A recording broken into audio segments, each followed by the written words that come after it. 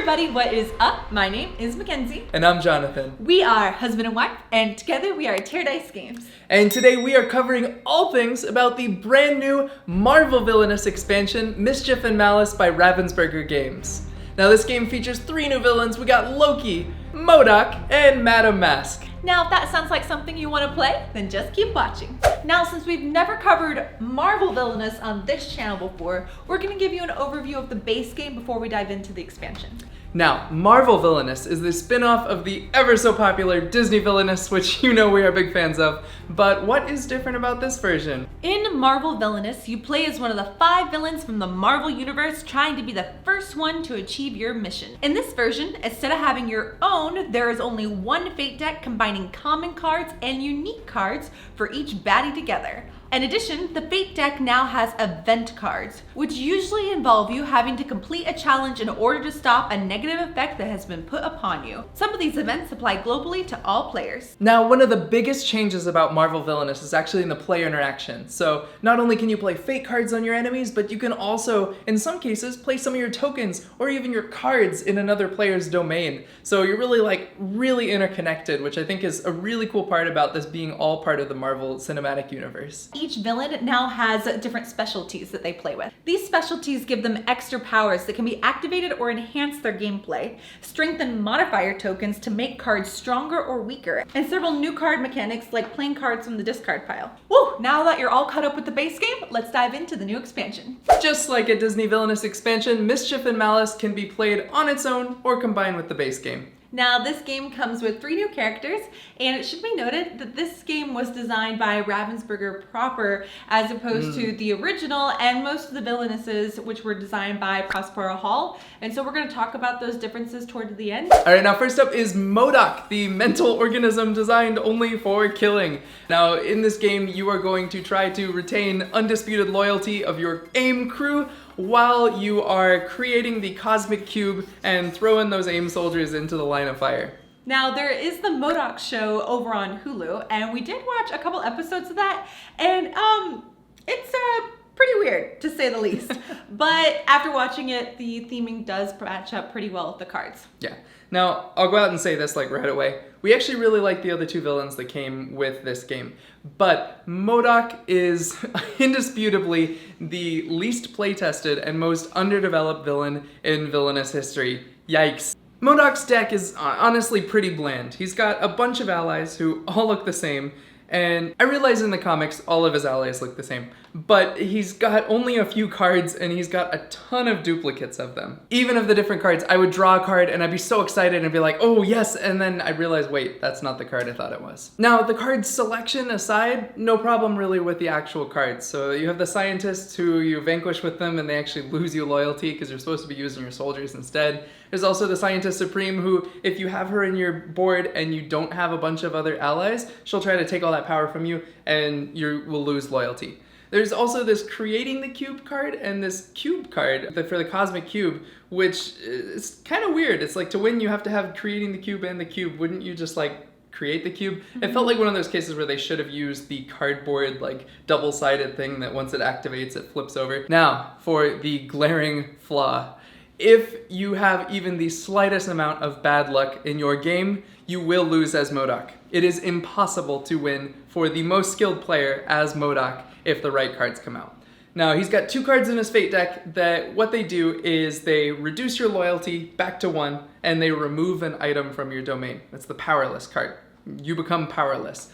I was very close to winning, 2 to 4 turns maybe, and this card was played on me. I was set back to 1 loyalty and I lost the Cosmic Cube.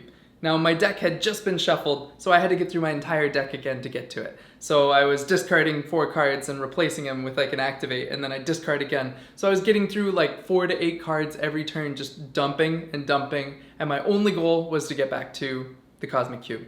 I finally got it again. That card came out again in the Fate deck, and immediately I was back to 1 loyalty, and I had lost the cube again. So it is not very easy to recover when that happens. These are not the only cards in the Fate deck that would remove an item from your domain, and also he's got a couple other kind of broken mechanics. He has one that says, play this and you get to play the next ally from your deck. So I'm going through my deck and the next ally is the Scientist Supreme. Only problem is, I had no aim allies when I played this card. That's why I was trying to get an ally out of my deck. And now I have the Scientist Supreme making me lose 1 loyalty every turn until I can get 4 aim allies on my board. And I spent most of the game at square one. Frankly, it was frustrating, it was boring, it was no fun, and my gameplay was really repetitive. All right, let's move on to something a little more positive, Madame Masque. So the goal for Madame Masque is that you have a vendetta and you have to defeat 8 heroes in order to win. Now, one really interesting thing about her is that she has no place on her board for a power income source. But she can also do contract killings, which when she does that, she defeats a hero with a vanquish. She can actually get power equal to that hero's strength. So this is one way that she's getting power, but if she does that, it doesn't count towards her vendetta. Her whole game is based off this core mechanic of balancing contract killings versus vendetta, and when you are preparing for your next turn versus when you're advancing your goal. Now, Madame Masque is also a magia boss, so you've got these mob members who you put at locations, and when you have control, meaning there's no heroes there, you actually can get a little bit of power that way too, which is nice. She is always on the hunt for vanquishing a hero. So to do that, she even has special cards that let her take those long-range sniper shots and pew, she'll take somebody out on another player's board, which is pretty cool. And overall, I feel like Madame Masque's theming was pretty good. But the one thing I have to say that as fellow New Yorkers, it really irked us on her board that there was a Manhattan location and then a Hell's Kitchen location. Now, if you're from New York, you might not know that, but Hell's Kitchen is in Manhattan. But besides that, she was pretty great. I would say Madame Masque is on the harder side to play. So if you're new to Villainous, you're gonna have probably a really hard time winning with her. So I do think she is one of those for those more seasoned players. And I think you're gonna be able to be really competitive with Madame Masque. All right, we got the man on everyone's mind. And on the cover. Yes.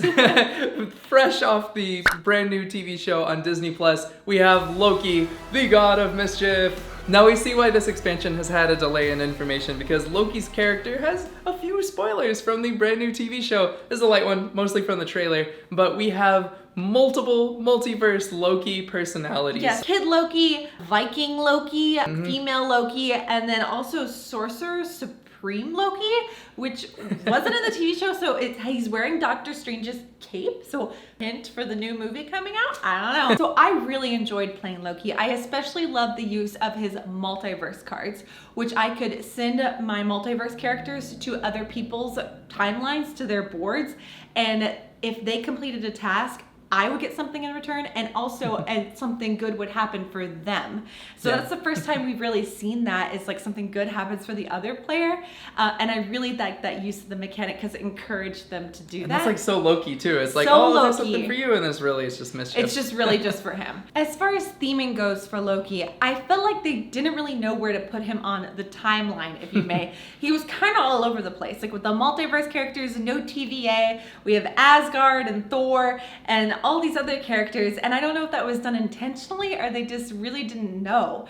There was also this card called Leah Loki's BFF. That was the actual title of the card. Yeah. I don't know if that's her actual title. I don't think it is. To me, it kind of felt like an editor put that in as a placeholder and then never took it out. It's also interesting because Thor is an ally and he can also be pulled out of the hero deck, so those two can battle. Also, Loki's goal is to get and spend 8 mischief, which I thought we learned this the first time around with Gaston. It's kind of bland. It's like 8 mischief. Yeah, I get it, he likes mischief, but didn't he also like want to be king and stuff? Like that's his whole goal, be king. They could pick like some other goal that he could have that would like feel more thematic. I think. To me, mischief feels like Loki's reason.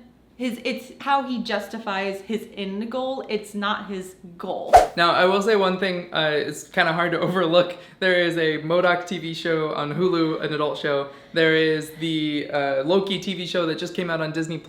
And there's Madame Masque, who was a character actually in Agent Carter, but is also rumored to be in the new Hawkeye TV show coming out. It is really hard to not just see this as like a massive advertisement for those shows, which they're the main characters in the newest shows. I think they should be in this expansion. But if they're gonna do them right. And I feel like M.O.D.O.K is half like not developed, and Loki is only 80% there. Also, another interesting thing, we ran out of power both the first times that we played this game. There were not enough power tokens for 3 people, which is kind of weird. We started using the strength tokens, but I feel like there should be more. So for the box for the expansion that came out a couple months ago, Despicable Plots, if you remember on that video, we could not get this cover off. Like, it was impossible. It's the Target exclusive cover.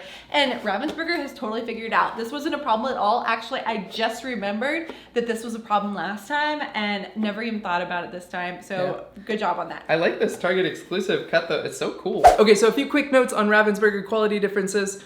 Mostly minor, but the player character guides were cardstock in the original, nice and thick, and this one they're paper. It's more like the original game, so that's fine. The other thing though that I did notice is the fate cards for the original game have an ID number in the bottom right corner that was for that version of the game. Now for the expansion, they still have the ID number, but it's on the other side of the card, like under the art for the picture. So you can actually tell if the next fate card that's gonna come out is from the base game or the expansion, which if you only have one base game, one expansion character, I know whose fate card is next, basically, unless it's one of the few common ones. So that's kind of a big issue for me, I think. Yeah, and we also noticed that there was some misspellings and yeah. wrong words. Which this is the second time now. It's happened with Disney Villainous Despicable Plots too. But we had this like, either you do this, there wasn't a or this on it. Yeah. So we noticed the overall production is a little less, but I still think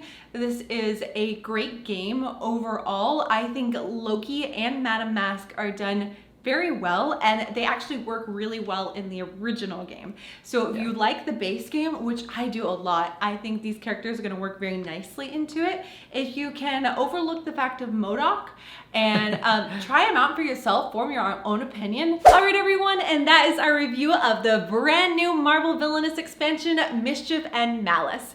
If you like this video, make sure to like and subscribe and ring that bell so you can be notified when we put out a brand new video. All right, guys, thank you so much for watching, and happy playing!